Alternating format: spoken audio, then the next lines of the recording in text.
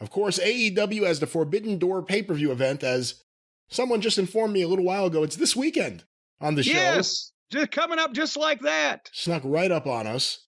I have the lineup here. You want to do a review of, or a preview of some of the matches that have already been announced? Yes, because I'd like to actually hear you say what matches have been announced, because I don't really know what they're going to be.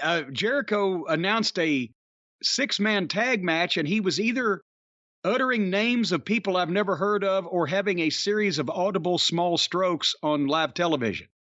So maybe you can help slow it down a little bit and tell me who's doing what here to who. Well, first I got to go to another site. I'm on the Sporting News website, which you would think would have it, but the only matches they have listed are Moxley versus Tanahashi for the interim AEW World title, and Pac versus To Be Announced versus New Japan Pro Wrestling Rep for the AEW All-Atlantic Championship. Oh, God. Let me see if Wikipedia has any more here. Okay, here we go.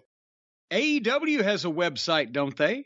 Let's see what they have on their website. Do they put the card for their pay-per-view coming up in less than a week on their own website? If we go to their website, events, upcoming events, Forbidden Door, it shows me where to get tickets. It doesn't actually show me the card.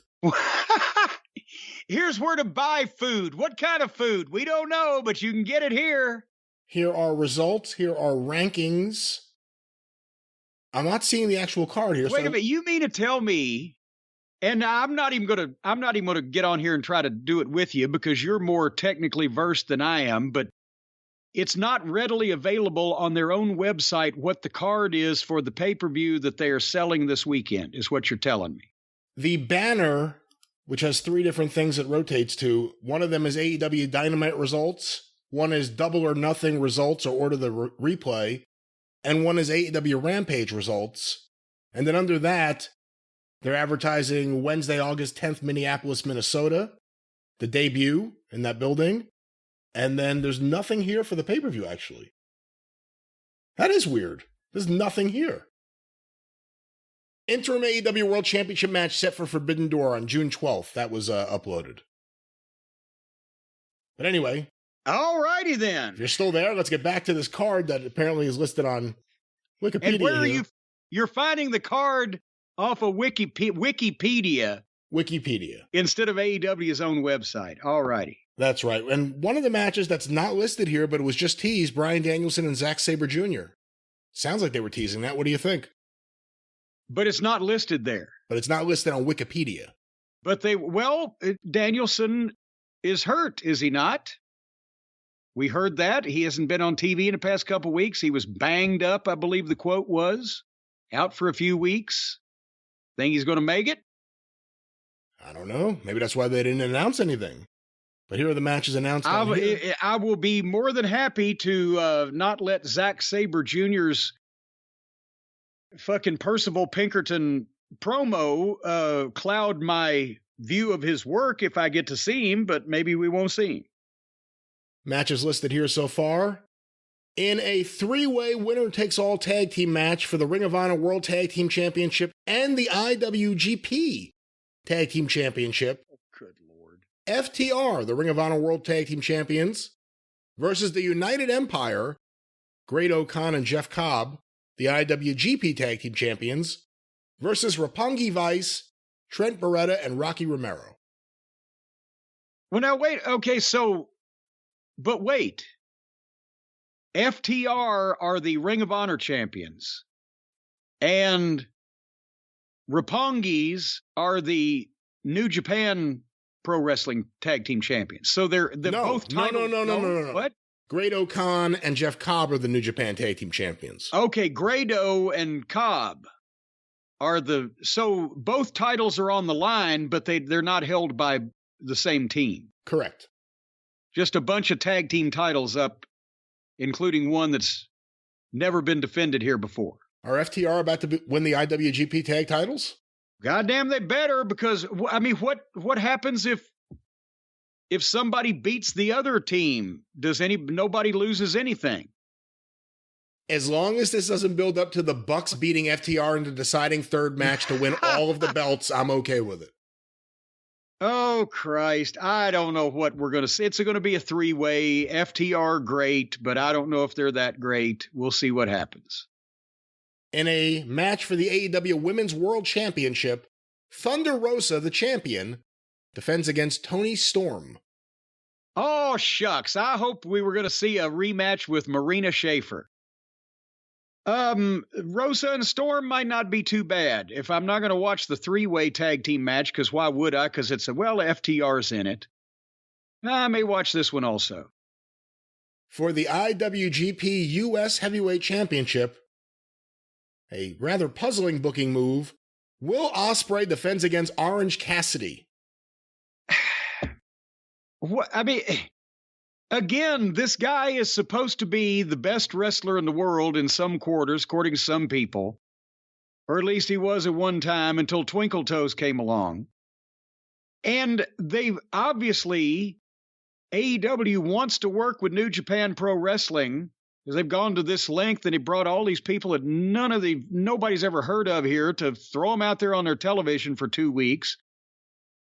And they bring one of I guess Osprey's a top guy in New Japan or he wouldn't hold one of their titles. And they put him against the mascot in a joke match. And everybody knows he's not going to win that belt because New Japan wouldn't have that. So yes, I think they said it was supposed to be another match and somebody else is hurt or whatever. But my God, you don't have a capable, legitimate wrestler on the entire roster that's not busy, that could wrestle old Ostrich.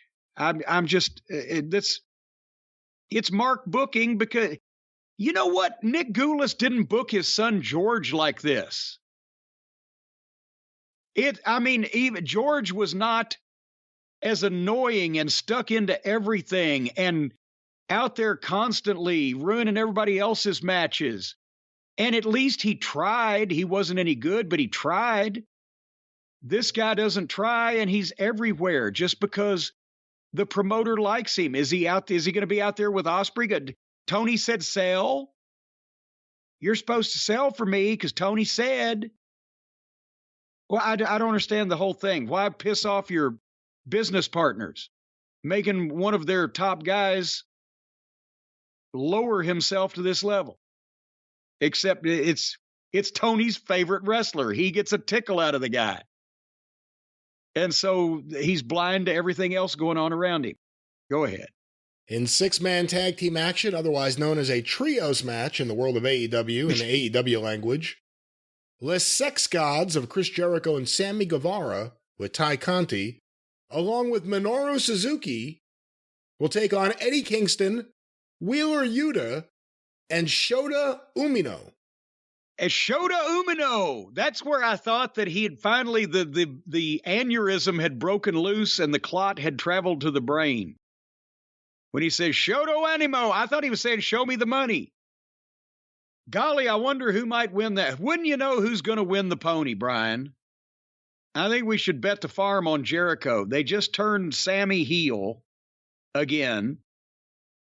And Jericho being Jericho, and who's their partner, Suzuki? Yes, Minoru Suzuki. So he and Kingston will stand there and allow each other to hit each other over and over and over and over and over. And then they'll try to shine Sammy a little bit, and they'll probably, if they're smart and have any sense, beat the unheard of Japanese guy on the babyface team. Yeah, Eddie Kingston and Suzuki will definitely be just beating the shit out of each other for a while in that match. You'd know that. But it'll be phony at the same time. They will hurt themselves on purpose, and it will look incredibly phony because they will do it on purpose. And I can't figure that out. Save my life. Jim, in a four-way match for the inaugural AEW All-Atlantic Championship. Oh, boy. Pac will take on Miro, will take on either Malachi Black or Pento Obscuro, and they will take on either Clark Connors or Tomohiro Ishii. Wait, Clark Connors, the rifleman? Lucas McCain himself? Is he gonna come out? He's 6'6", and he's got that rifle. Old Clark, is he going to have Sheriff Micah Torrance with him? What about his little son, Mark McCain? I don't know. It's a crossover Who match. the fuck is Clark Connors? Have we even heard that name before? No. And he's wrestling with, our friend Tomohiro Ishii? Well, apparently they're wrestling, and the winner of that match will be in this 4-way match. So the thing's 6 days away, and we've only got 2 of the 4 participants for the new title, and none of these people, it makes no sense for any of them to interact with each other. Well, no, I wouldn't say that. It's just a 4-way match. Well, they all won the tournament, and now they're just in a 4-way, and they're going to clusterfuck the screen up. And I'm pulling for Ishii because I feel like even though the flag is already shown on the belt, I think Japan should be represented in the All-Atlantic Championship match. I'm saying that's got to disqualify Ishii because he's not an Atlantic fellow. So right there's a loophole. And of course, the main event for the interim AEW. Are we going to watch this show? This sounds horrible. The main event for the interim AEW World Championship, Jon Moxley versus Hiroshi Tanahashi. Boy, I mean, again, there's a contingent of New Japan fans in this country that will probably be overjoyed to see that. But is this the classic example of preaching to the choir? Is there a chance in hell that anybody that doesn't already watch and is familiar with New Japan Pro Wrestling will be interested in this show? Because half these people have not been heard of. Most of the AEW talent that anybody would pay to see is not on it. Punk, MJF, where's Wardlow? There's no Starks, Hobbs. There's no the Hardley Boys aren't on the thing. Twinkle Toes is still out, thank God. Point is, less than half of the AEW talent, a bunch of people we've never heard of, Moxley and Tanahashi. If you're a fan of New Japan, as I said, I'm sure will be a great thing. But is this where we find out, okay, this many AEW fans are also New Japan wrestling fans? And we see what they do, 150,000 for their last pay-per-view. If this one does 80, are we to assume that around 55% of the people that like AEW are also familiar with New Japan Pro Wrestling? How much money do people have that they can get these pay-per-views all the fucking time? Especially right now with inflation and everything happening with the economy. The other interesting thing I want to see is what's the number going to be for Wednesday? Last week it nosedived. And I'm sure there was some competition, but nothing heavy, nothing that would cause hundreds of thousands of people to turn off the TV. It's been the build-up to this New Japan show and the loss of the stars people cared about, like Danielson, Punk, and MJF. Yeah, well, Danielson, there's no Cole. There's a variety of, whether you like them or not, there's a variety of top names in AEW aren't on this program. And I said this to Stacy last night during the world-famous chicken finger dinner. Because I was telling her she listens to the show, but she's behind a little bit. She said, what are they doing? And I said, they're doing this co-promotion. I said, you know what it would have, when we went, Delirious and I went and asked from Sinclair and specifically Greg the office boy, the budget to fly some of the Japanese guys in for Final Battle 2011. And he took the piss out of it. Well, it's New York. We should sell out on them. I said, I'm thinking about the internet pay-per-view. Well, I can't describe the value of these Japanese and the tickets and blah, blah, blah. And then they basically, Ring of Honor got a gift. New Japan said, hey, we'll fly our guys over. This was in 2013, 14. We'll fly our guys over. We'll pay for it. Just book them. We want them to be a big deal in the United States. But anyway, I told Stacy, I said, if I had got the Japanese guys that we wanted for Final Battle, you know what it would have looked like. We would have got 2 top guys and 2 upper card guys. We would have spent 4 to 6 weeks on television every week illustrating who those 3 or 4 people were, what they had done, and why they were going to be interacting with 3 or 4 of the Ring of Honor's top guys. And then the rest of it would have been a regular Ring of Honor show, because once you get past the 3 or 4 top guys, there's no way to familiarize your fans with that many different people and do it right. And so the law of diminishing returns would kick in and nobody would give a shit, except the people that were going to buy it anyway when you first announced it. But instead, what they've done is they've taken whoever they can fucking get, and they've run them all in street clothes in 2 weeks of television to jump and beat up a bunch of other baby faces and heels in AEW that are now interacting with each other as teammates, even though they've never been involved with each other before, because some of them have worked for New Japan in the past and have some affiliation with somebody else. So you were reading this fucking book or you were watching this movie, but about 3/4 of the way through it, we just decided to stop, run a bunch of different people in, have all the people that you already know start liking the people they hate or hating the people they like.